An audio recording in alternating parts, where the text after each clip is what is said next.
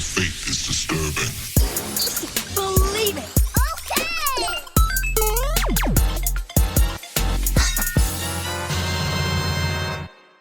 What's going on, geeks? You're listening to episode 352 of the Geeks Under Grace podcast. My name is Cody Armour. I'm here with Lj.Lowery.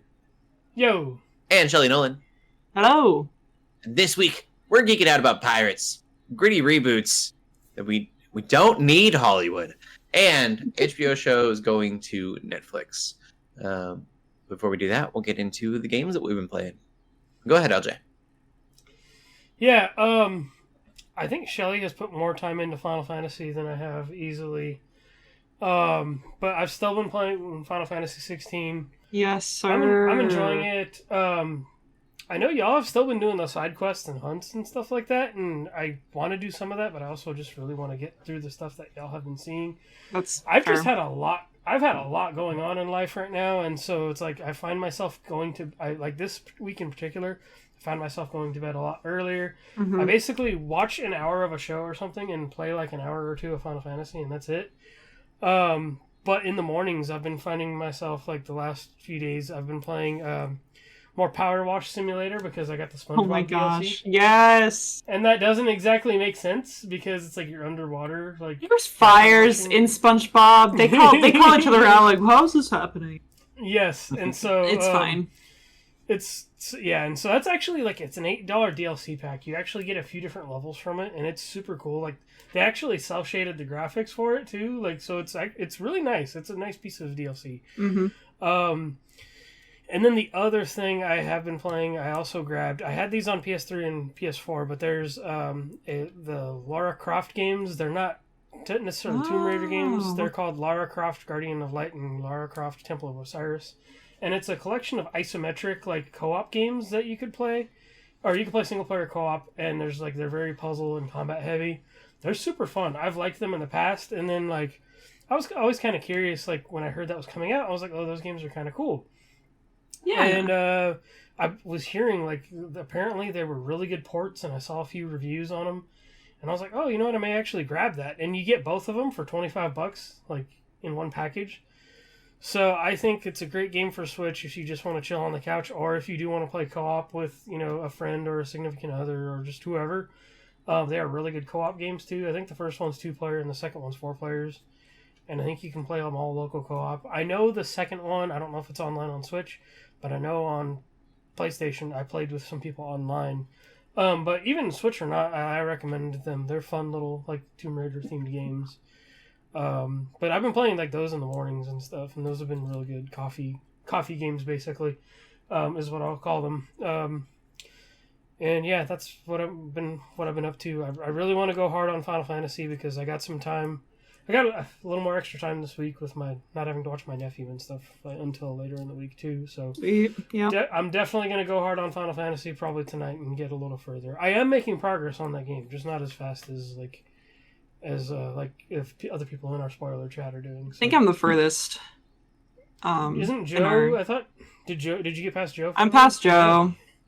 Ooh. I am at the final mission. I'm literally at the last. I think he mission. did step away from it for a few days, so I think that's how you were able to catch up that far. And I have brain rot, so. Yeah, so I'm definitely gonna play some more and catch up to y'all. Hopefully. Heck yeah, it's worth it. Right. Yeah, it's such a good game too. It really is. It's it scratches so many itches. Mm-hmm. It's yeah, I spent today finishing up the last sort of side quests. I've done all the side quests, I believe. I think I've done every single one that's in the game. And I did all the hunts. So there's also, just for people who don't play the game, obviously you know what side quests are. They're very typical side quests. But hunts are basically just like there's monsters that are posted as with a bounty, and you go and fight the monster. And they're usually tougher, and they're ranked from C, B, A to S. S is the highest rank. almost like a Monster Hunter style, like mini Monster Hunter style thing. You kind of, I've never played Monster Hunter, but I'm like, this must be what Monster Hunter kind of feels like. I think 14 had a lot of that. Not 14. 15 had a lot of that too. Yeah. Like some Monster Hunter-esque like hunts. Mm-hmm. And I played 15, and I feel like I remember that. I think they even had a legit co-op like DLC that was all about that too. Oh yeah. It's such a good game. I don't know. I was nervous. I had read reviews that said that the ending was bad. And yeah, there's still time for the ending to be bad. Like, I'm on the last final mission, but I haven't beaten the game yet. There is always time for something ridiculous to happen, but I really don't... I don't think it will. It's just been really good. Like, all the characters have been amazing. I care about these characters. Like, I was talking with one of my other friends who's also played 15 and 7 Remake, right? It's like 7, I think 7, you know, they're great characters, but you only really care about the main group, kind of. At least for me, when I play the remake. And I know people probably have different feelings if they played the original. They probably have different opinions. For me, it's like I kind of care about the core group. I didn't really care about anybody else. Like, even other people in the organization who weren't in the party, I just, like, didn't care about them hardly at all. And then with 15, very similar, right? I cared about the main 4 so much. I love them so much. They're all great. I still love them, right? Like, they're still, like, that whole party, because it's just a bunch of just guys, like, on a road trip, and they're all best friends, and it's really wholesome, and I just really love that energy that they bring. Love that game. Yeah, this game is making me want to replay 15, and I know it's a worse game, but I don't care. It makes me want to play 15 again. I know it's different gameplay, different everything, but I still just kind of want to go back and play 15 again. But what's cool about this game is I just care about all these characters. There's still some characters I don't really care about that I think the game wants me to, but it's, like, really, like, trying to get you to care about these other characters, and the side quests really do a good job with that. So I've also heard reviews saying that the side quests are bad, and I'm like, are you serious? Have you ever played any other JRPG? These are on the same level, if not better. Like, they are the same level as, like, an MMO. There's a lot of them, especially in the beginning of the game, where it's kind of just like, hey, talk to this person, collect this thing, bring it back to this person. But they are, and they build off each other too. So I'm in the end game, right? And as long as you've kind of been keeping up with certain people, doing certain quests, you'll unlock new quests that are just like, you know, part 2, part 3, and then you kind of have entire arcs in the game that, again, you could just miss if you don't do the side quests, which is fine, but it's way better if you do, because you just have a beautiful character moments between yourself and all these other characters that you get to work with, and it's just precious and, like, legitimately emotional. Like, I kind of just tear up sometimes. I don't know, I just care about these characters so much, and it's, again, not just the folks in the party. Also, the party kind of changes throughout the entire game. You kind of get people joining you and leaving you and joining and leaving you, and they can do that in this game because you only control Clive. I know that's, like, a big thing for a lot of people, is, like, you only control Clive, and that's kind of weird, and I do agree it's kind of weird. You can direct Torgal, you can kind of make him do some things, but in the end, he kind of still does his own thing. But anyway, it just reminds me so much of Dragon Age. It's like everything I like about Dragon Age, except that you don't have the choice thing. You know, that's, like, one of the big reasons Dragon Age is so huge, alongside Mass Effect, right? It's just BioWare in general, being able to choose parts in the story and make decisions and how it affects everybody. Obviously, that's not in this game. It's a very through-line story.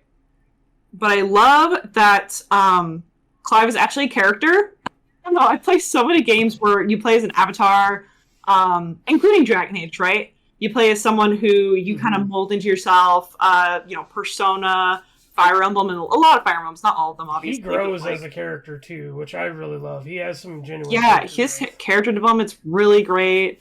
And really satisfying. The way he just grows throughout the entire game is amazing. Like, again, he's like a real character, and it's really refreshing because you don't have to, like, I still love playing games where you get to kind of, like, create your own character, your own avatar, and kind of, like, do what you want to do. Like, I think that there's a lot of value in that.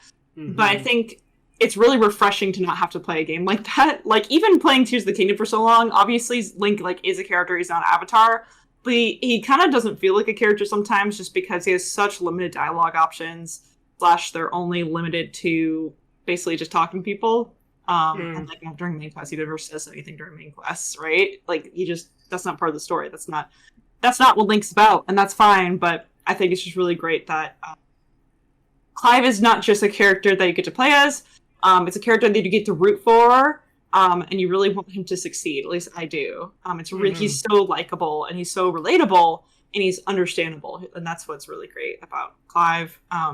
I don't know. I feel like I could just, like, not shut up about this game. Like, I just like it way more than I thought I would. I thought it would be fine, and I thought, prior to this game coming out, I was like, yeah, I'll probably get it, but, I mean, Tears of the Kingdom's already my game of the year, so why sure bother? Like, why not wait on it? But honestly, as long as it sticks the landing, as long as it at least continues the same energy as it's had, it could go up from here. That's great. As long as it doesn't go down, which it could, I suppose.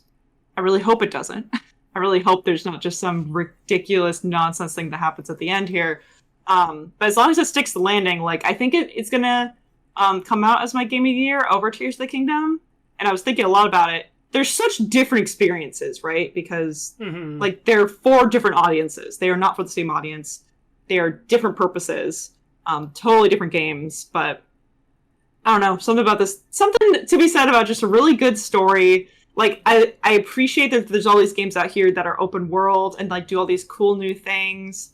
And again, like, Tears of the Kingdom is, like, kind of in parallel when it comes to open world games right now, I feel like. But there's something to be said just about a really good classic, like, good story you just get to play out, and the gameplay is super fun, like, the action's super fun and addicting, and there's still a lot of content, even if it's only, like, 40 hours worth. If you want to platinum, it's, like, 70. I was looking that up today. Because you actually have to play the game again in New Game Plus mode with the newest difficulty setting on top that you unlock. Yeah. Exactly. I think I'll probably do it. I just might not do it right away. So I was realizing, I was like, I can play through this game again. I've played through games more than once already trying to get platinum. I did that with Persona 5 Strikers. Super fast to get through, by the way. I think I'm still missing one trophy to get to platinum. Just a single one, which is so annoying. I basically just have to grind for it. Anyway, I'm getting off topic, but Final Fantasy 16 is super good. I probably would see connections to Game of Thrones if I played Game of Thrones, but all the connections I see are very Dragon Age and very, even from Fire Emblem. There's some Fire Emblem there too. I guess those are just two series I know really well, but I like that I can see a lot of sort of themes and things that kind of connect into that. A lot of the sort of story themes are very Fire Emblem. But again, like, the character moments, you just have, like, these quiet times with other characters. They're just so precious. Again, I could just talk off everybody's ear about Final Fantasy 16. It's really good. Go play it if you have a PS5. I may try after Zelda, which is what I've been playing. Heck yeah. I'm getting closer to the end. I'm just kind of V-lining in it now. Nice, yeah. V-lining. I always say V. Oh, I've always corrects me. V-lining. Yeah, having a lot of fun with that. And then that's mostly what I've been doing this week. So it was that, and then we are doing our first D&D session Sunday. Yeah. Hopefully it's not the notorious, rescheduling that happens with D&D. But we're very, very excited about it. We've been working a few months on getting this ready, so stoked about it. But that's all you guys have been playing. We can get into the gaming news. Nice. Okay. We have some. It's definitely a weird news week. I think it's because it's just a holiday week and stuff too. And we did take a break recently, so it's only right that we kept rolling with it.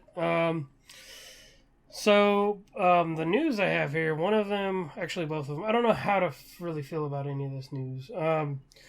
But apparently there is a Black Flag remake in development, and I'm talking about Assassin's Creed Black Flag. And this feels like one of those games that just feels, not that it's new, because it's an old game, it's an older game at this point, I guess. But, like, what are you going to do with a remake like that? I mean, I don't really know. Sure, you could change mission structure. A lot of people like Black Flag as is. I know it still has, like, old school Assassin's Creed style issues. Like, if you want to up-res it or graphically update it, sure. Yeah. Put a photo mode in there, whatever you want to do like that. I mean, I don't know. Maybe call it like the definitive edition, or I don't know. Yeah, it doesn't seem that. I mean, it's an older game, I guess. Yeah. I would have rathered. I saw it in the comments. Not an original idea, but I would have much rathered a part 2 or a sequel to it. Mm-hmm. Over just a remake. It's like one of the few Assassin's Creed games I've actually played. In fact, only one? I'm trying to think. I actually owned more than one, but I never played any others. I never beat it, though. I got so bored. I don't know what it was. But I got really far into it. I'm like, how am I not done with the game, guys? So I put in like so many hours. I gave up. Yeah. I mean, I like it. It's a good game. It's not the last, but it's definitely like, before they changed the formula, so I don't know. Who knows? Like, they are doing so there's still Skull and Bones that's coming out, but that's like a totally different thing now. Like, we talked about it before the podcast about how it looked like it was just going to be like Assassin's Creed, like the ship stuff only, and like maybe battles or something, like different like multiplayer match types or something like that. Like, that would have been cool. Like, I would have been fine with that. And then that thing is totally becoming something else. Like, it's becoming its own beast, I guess. I know. So It's maybe they'll do like a multiplayer because they had multiplayer, did it not? What? Assassin's Creed Black Flag. No. No, Well, maybe they could add a remember multiplayer too. Well, it had its own multiplayer, but it was, oh my gosh, the multiplayer would have been a hit now, because what it was is it was almost like an Among Us style thing, to where one person or there would be like, I think you could have one person or a team of like people who would be like incognito. Okay, so like Assassin's Creed 3. It wasn't right, even yeah. like, yes. So they did have a multiplayer like for Assassin's Creed Brotherhood, and so the idea was you had to like be incognito and like kill targets and stuff. Yeah. It was so dope. Like, that would, I feel like I remember playing it in 3 and really liked it in 3. Yes, I got so into it in Brotherhood, but but this ship stuff, like Skull and Bones, was going to be more on that. Oh man, I love me some Assassin's Creed multiplayer. But so it's like, we just don't know what this is going to be. Mirage does look cool. It's going back to the roots of Assassin's Creed, so maybe they've already started some kind of idea of development. Because that's an older one. I think you should just start with Assassin's Creed 1. Like, just remake the first one completely instead. Yeah, we'll have to see, though, what that's going to end up like. And the other news, I don't know. It's just kind of like, I don't know how to put it. Like, it's not like no one should be excited about a studio shutting down, I think, unless it's people who have done maybe some garbage things or something. Yeah, not just like producing garbage, but actually being harmful. Yes. Yeah, I agree. So the other Let's shut some Blizzard instead.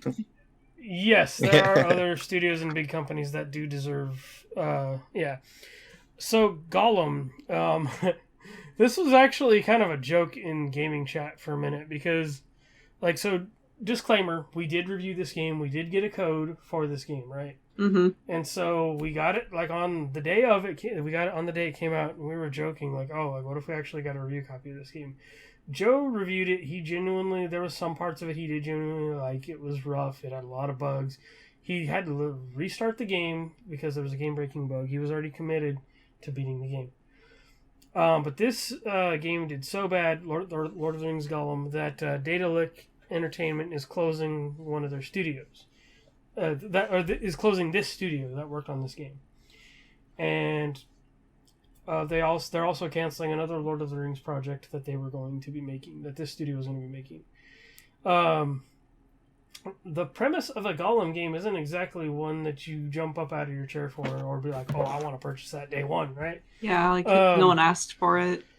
Yeah, Yeah. They do have a game based on the Mines of Moria coming out too, which I think just got announced this past summer. But that's this new project is not the new project is not that, apparently. I think that might be another studio. But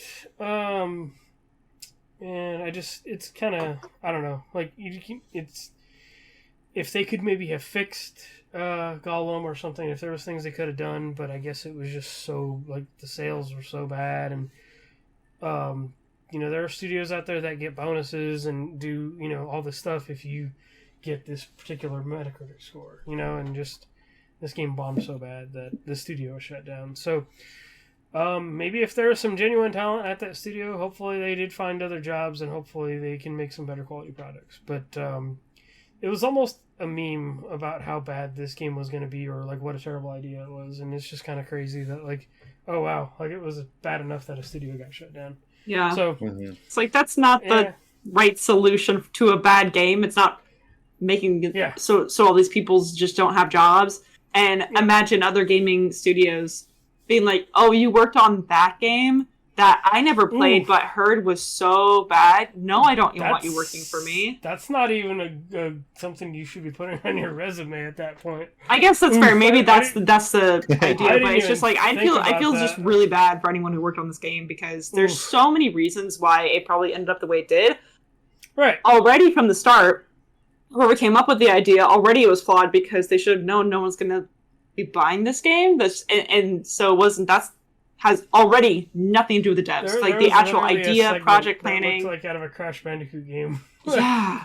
I don't know. It's really unfortunate, and it's not like justified. They made a bad game, so now they're fired. It's like, no, that's... Some of it sounded genuinely, like, interesting, because there was, like, the dialogue trees, potentially, like, with, answering a Smeagol or Gollum or whatever. Like, the duality of, like, personality could have been really interesting with, like, branching pathways or dialogue choices or whatever. Exactly. That's just all cool concepts in theory, but just the thing that they made is just not good. Yep. So, it's too bad. Yeah. Yeah. So we're in a lull for gaming news right now. So I'm sure things will be picking up again, like once we get through the next month or so, and then once Madden sees Shadow in August too, we're gonna definitely get more good gaming stuff coming around. So for sure, like late summer. So. Well, then we will get into the movies we've been watching. I have not seen any movies. I really want to get to the theater. Just haven't been able to yet. Shelley, what did you watch? So I didn't know whether to put it under movie or TV. It was a special, right? It was a comedy special. I watched John Mulaney's new special, Baby J. And it was really, it was really funny. It was. He's a funny guy. But it was more so even like just interesting because I feel like he not only did he just expose himself with like, because his whole thing is, if you didn't hear, recently, 1, he got divorced, 2, he went back to rehab. Very likely those were intertwined, but we don't know, so I guess we don't. Right. But he's had like crazy addiction issues, and so he went to rehab last couple of years or so. So this is his first special after sort of coming out of that situation. And I think there was a lot of people, I remember a lot of people trying to like cancel John Mulaney and say like, well, he is a bad husband and he succumbed to his addiction, and so that means he's like a bad person. And I'm like, well, we don't really know the whole story, right? We don't really know. Yeah. Right.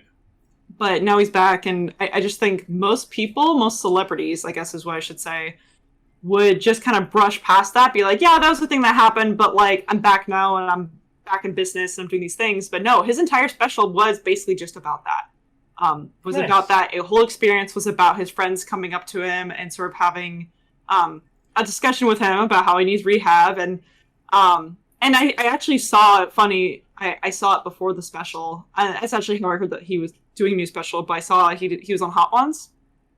And we watched, me and my husband like to watch Hot Ones. So he's on there talking about it. And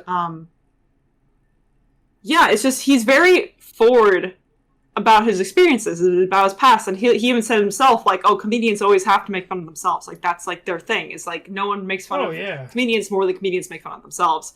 And that was just totally what this whole special was about too. He's just like talking about like these really like pretty dark things, in all honesty, but in a way that's like not even really relatable, because I don't know, maybe it's relatable to other addicts, but or other folks who've been in rehab, but like, I don't know, I guess it just opened a window to, this is what a lot of celebrities like even like go through. There's a lot of celebrities who have addictions, and a lot of people in general. I'm not trying to place that he was able to like feel open about it and just like talk about it, especially in a special. Like, exactly. I just thought, I was like, you're not just calling yourself out for like all the crappy things that have happened in your life. You're calling out all these other people, all these other celebrities who just like go to rehab or like do all these things and then just like move on and don't talk about it. It's like, no, let's talk about it. Let's talk about how crazy addiction is and how you can start from a young age. It could just start from just a couple of things. It can cascade into something. It could ruin a marriage. It could do all these things.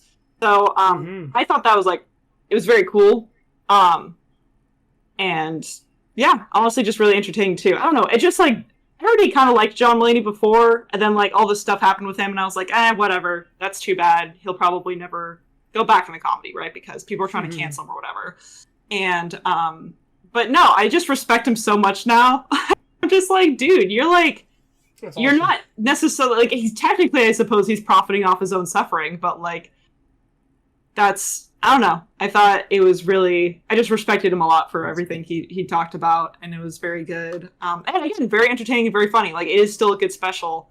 There was one thing he said too, where he's like, yeah, one thing I took away from this whole experience is that I do not care like how other people think about me. I used to like be obsessed with how other people thought of me. But now I don't care anymore, because anything other people say or try to do is never going to be worse than what I did and told myself.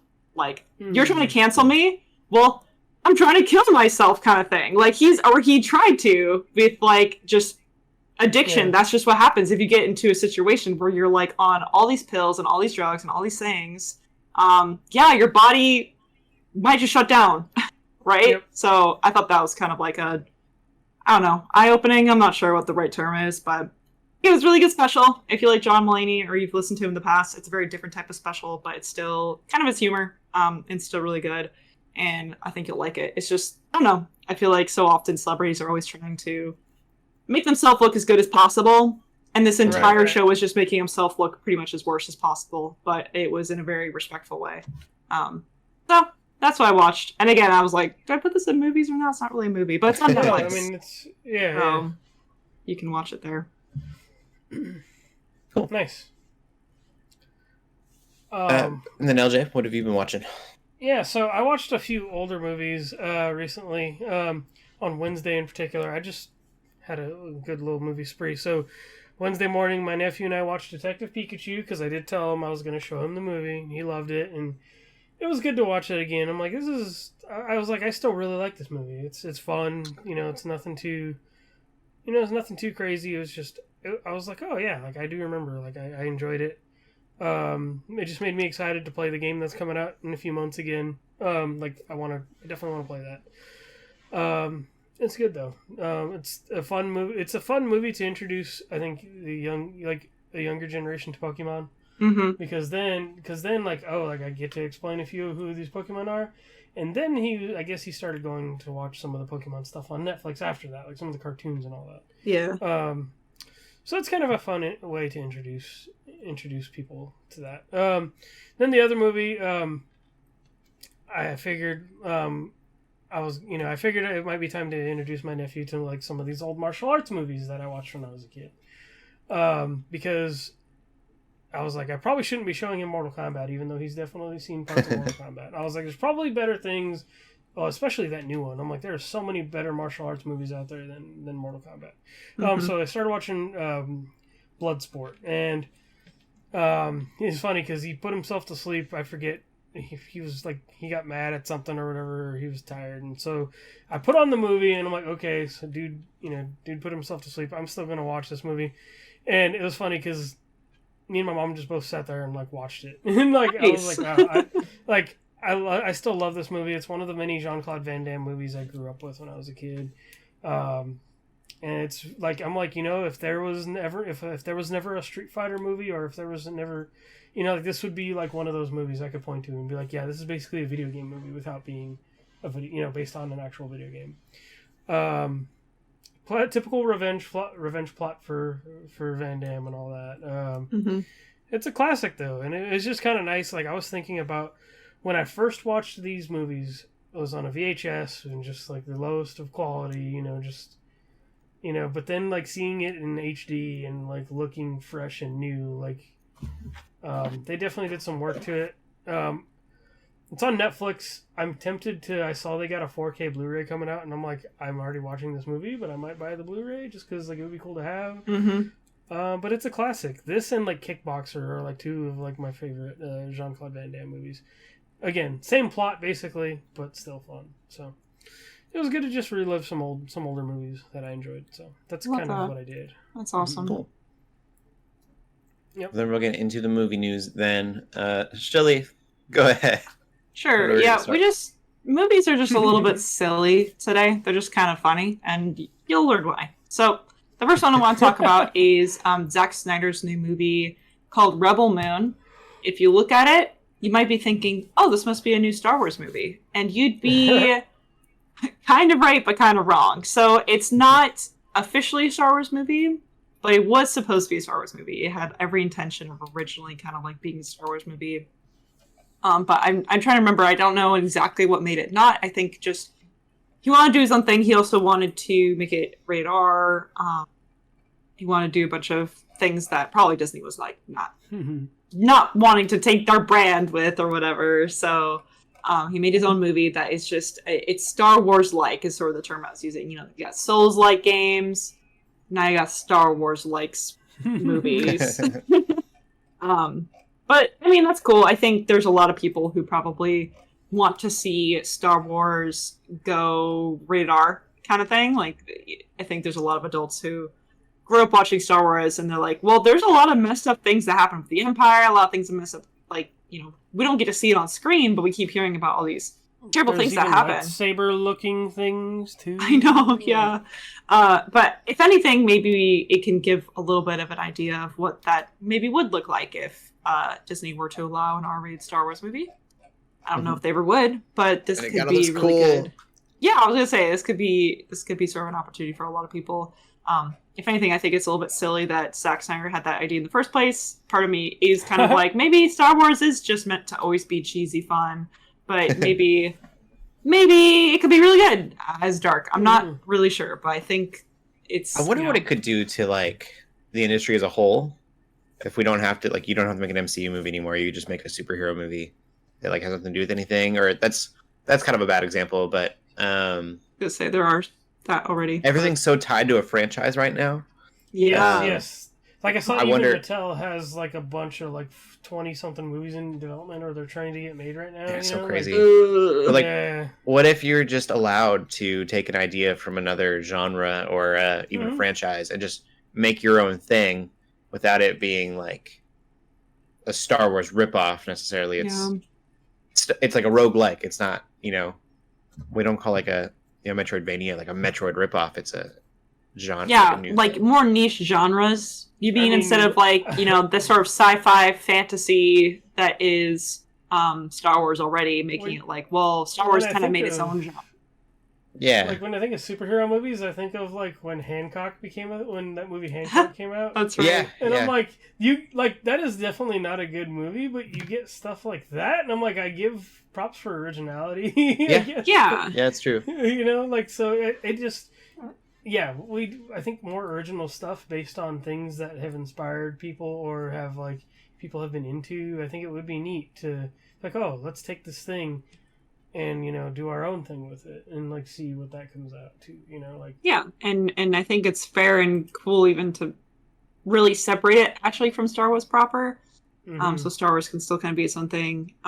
It is a little bit depressing just knowing that, you know, what you said, that everything is so tied to a franchise. It is a little depressing for me to sort of think that there's, you know, almost to get anyone to go to a theater, you have to be watching something that's tied to a franchise. I'm guilty of that too, you know? I don't really go to theaters very often, but I will to see the new Spider-Verse movie, or I went for the Barney movie, and I probably will forget Guardians if it's still in theaters by then. But I know it's like I'm part of the problem. I don't know what it is. It's Hollywood is both dying for originality, but at the same time, it's like that's where the money is if there's something that's already tied to a franchise. It's really Hollywood's kind of in a weird place right now, I feel like.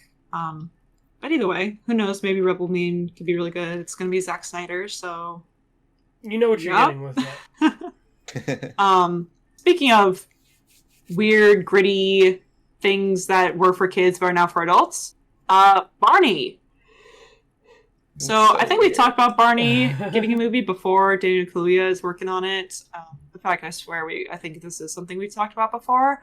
But just a little bit more information on that about it. Yeah, he mentioned it was getting made, or he wanted to make it, and then now it's becoming a thing. Exactly. And again, kind of like how Rebel Moon is Star Wars-like without being Star Wars, supposedly this Barney movie is going to be A24-like without being A24. So again, we're kind of seeing this idea of, hey, I'm really inspired by this genre, which A24 at this point kind of like, you know, obviously it's a production film company, but it's like, there's a lot of those A24 movies have a certain style, aesthetic, certain feel, thing that they're going for. So again, not doing A24, but very inspired by, and that in itself, I think, is like, again, kind of what we were just talking about with the Star Wars thing. I think that in itself is kind of neat.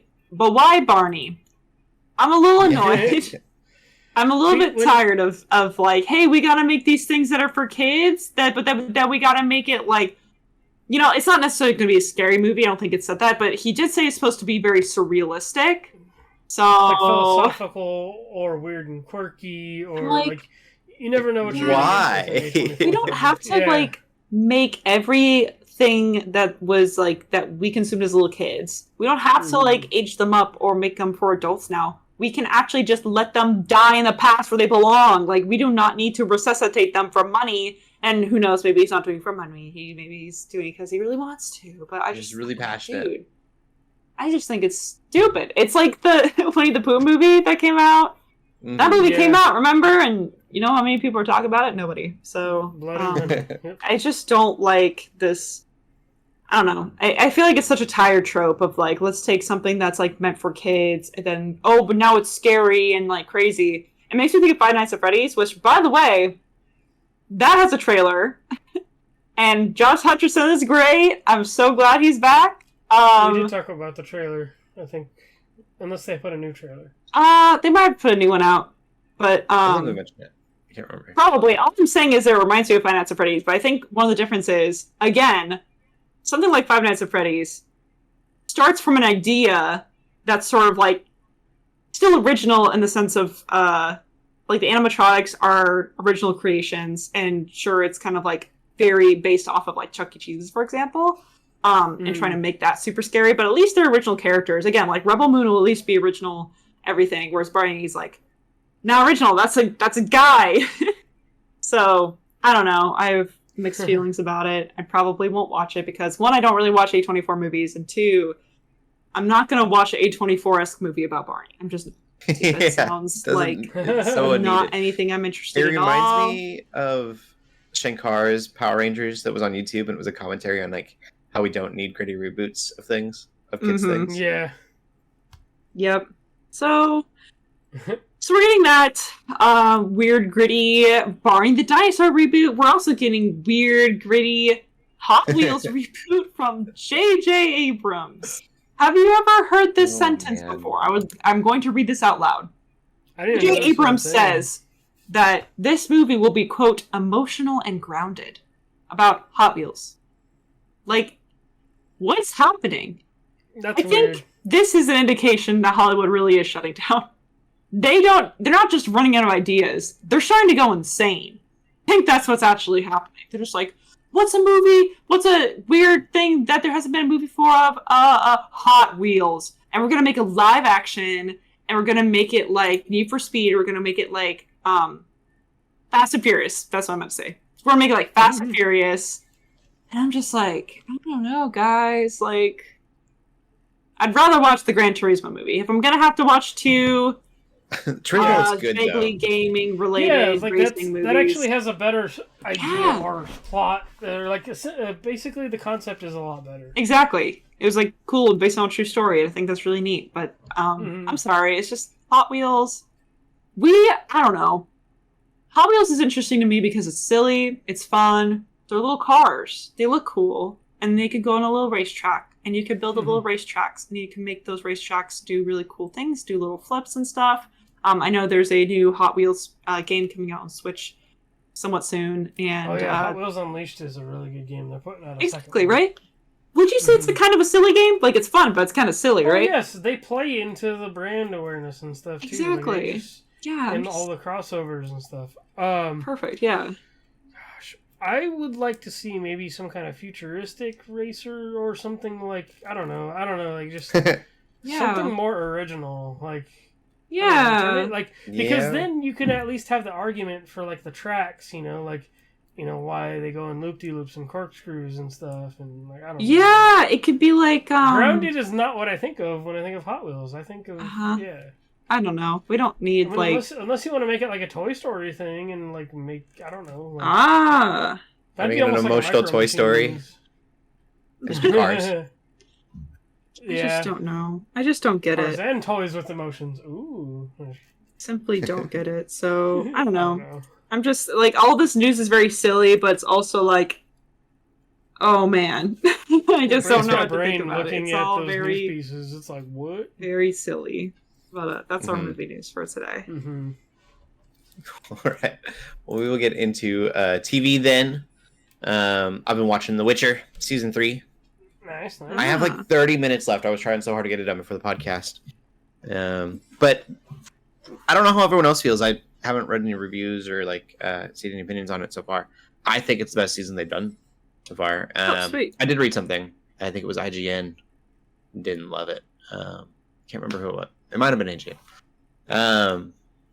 So it was trying too much to be like Game of Thrones, which I don't really see. It feels more like the video game than any other season so far. Game of Thrones is just the buzzword people throw out. Yeah. It feels, it's got the humor, and maybe I'm just misremembering the game, but like the game would have funny moments, but they weren't these like super forced moments. They were like awkward, like yeah, like yeah. They're doing amazing with that. They're just like these, yeah, they're not forced jokes. They're just funny situations, and I don't know if it's the music happening. I know the music feels very much like the video game. I feel way more like it's the same property than I have so far. So I'm enjoying it. It's kind of a bummer because I know I'm watching the end of Henry Cavill, and we'll get that switch over in a few weeks. I assume we'll get our transition at least. Because it's only part 1 of season 3, and the part 2 comes out in 3 weeks. Mm-hmm. But I'm enjoying it. I think it's great. It's been really good. Probably the best season thus far. The first season had all the tonal issues and didn't really know what it was doing. Season 2 felt a little cheesy and campy, and I feel like this one's really kind of like found its footing, which is nice. Yep, that's all I've been watching. Nice. What about you, LJ? And Secret I'm Invasion watching. too. Yeah. Yeah, ahead. so I guess I can mention Secret Invasion. I'm still enjoying it. I think it's still a solid. I think it's still a solid show. Like, I mean, It's we're all only right. 2 episodes in. It's Like, slow. It's not bad. I don't think it's bad by any means. I mean, it's interesting. I think it's gonna do what all MCU shows do and set up a bunch, and then like rush through the season finale, and you're like, nothing's really happening, but I guess I could see that. And we talked about last time how the Skrull, like, there's, the villains in the show are kind of, they're not very different from like Falcon and the Winter Soldier almost. I think that's still true.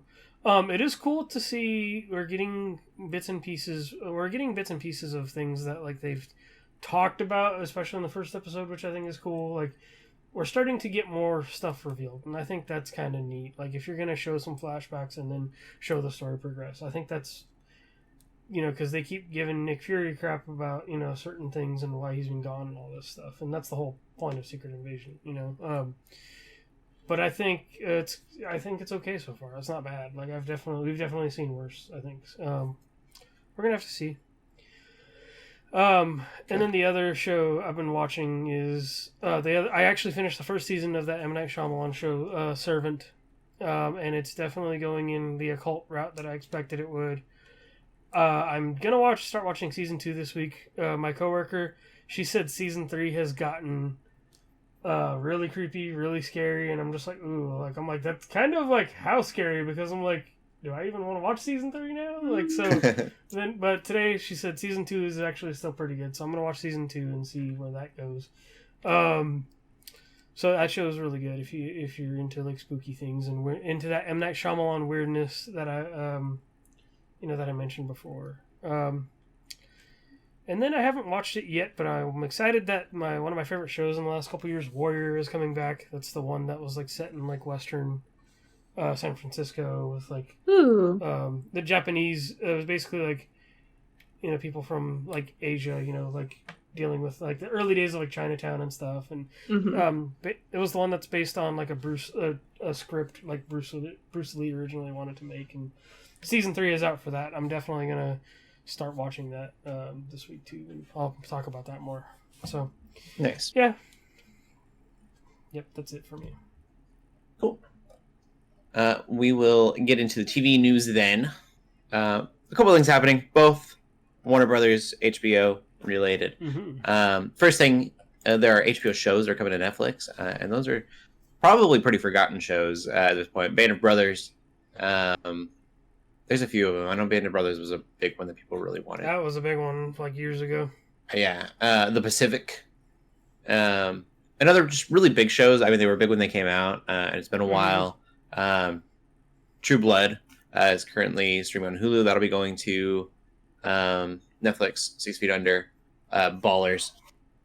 So a bunch of these just kind of like HBO staples that I haven't had a home Honestly, on HBO I think Max. Ballers is actually one of the newer ones compared to the others. Yeah. And so I think that's kind of a good thing as far as just like the industry goes.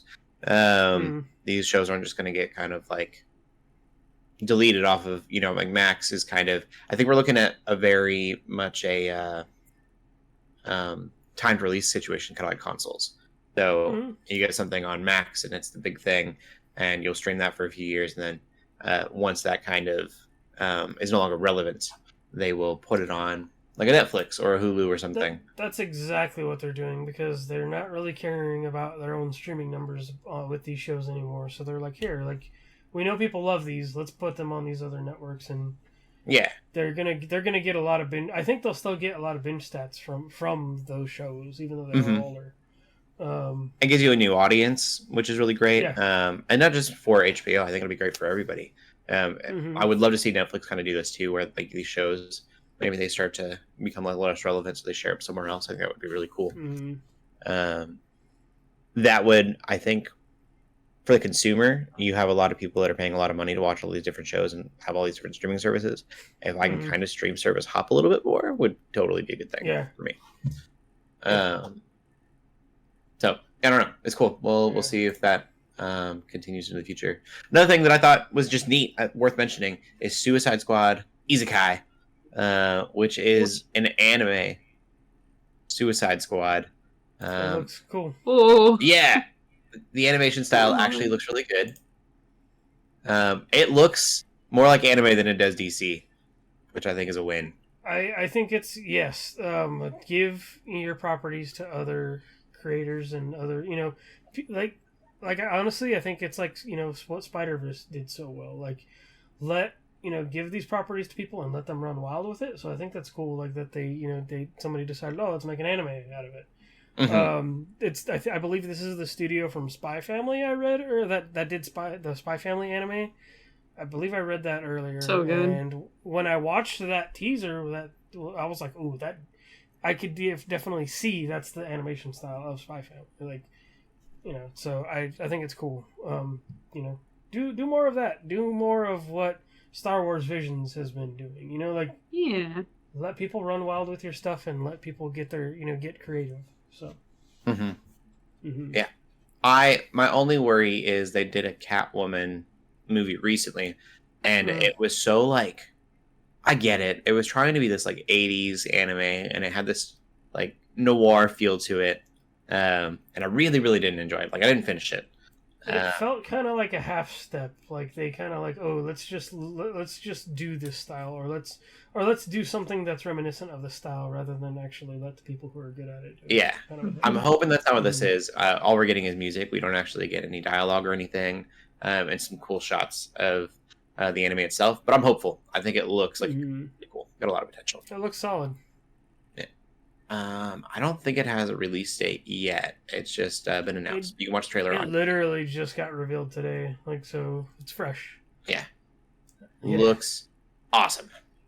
I agree. And yeah, that's the TV news. Pretty short today. So you guys geeking out about anything else this week? Nope.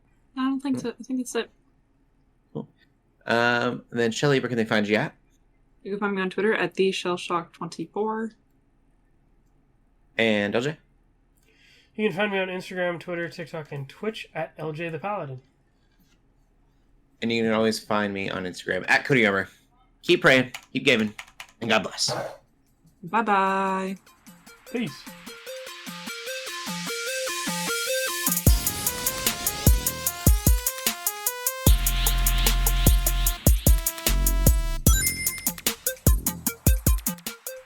We hope you enjoyed this episode of the Geeks Under Grace podcast. We love hearing from you, so feel free to ask us questions or just comment on the show by using the hashtag GUGCast on Twitter, or by joining the GUGCast questions channel in the Geeks Under Grace Discord. If you like this episode, consider leaving a review or rating of our show on your favorite podcast app. If you want even more Geeks Under Grace, you can always go to geeksundergrace.com. We love you all so much, so thank you for listening.